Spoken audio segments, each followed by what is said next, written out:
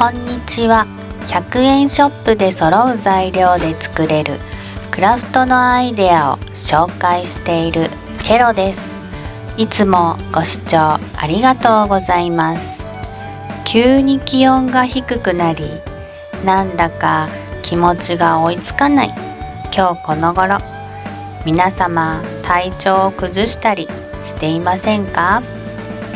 ケロはコロナ感染後しばらく調子が悪かったのですが、1ヶ月が経ち、ようやくいつもの体調を取り戻しました。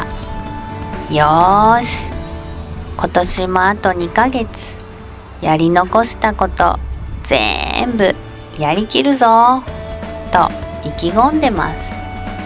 皆様は今年やろうと思っていたのに、まだやりきれていないことはありますか？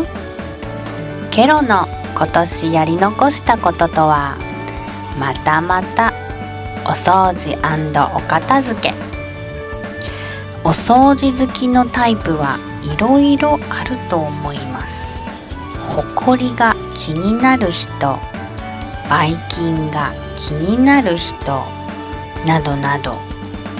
ケロは物が散らかっていたり、見た目が整っていないと落ち着かないタイプ。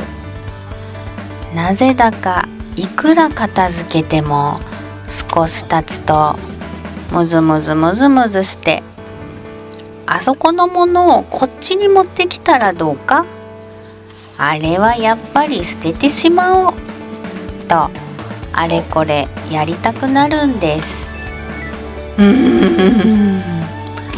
もはや病。エンドレスお片付け。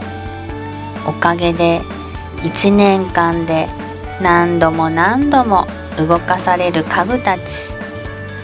ケロ夫が出張から帰ってくるたびに部屋のレイアウトが変わっているので気が狂いそうとケロッとはっはっはっは。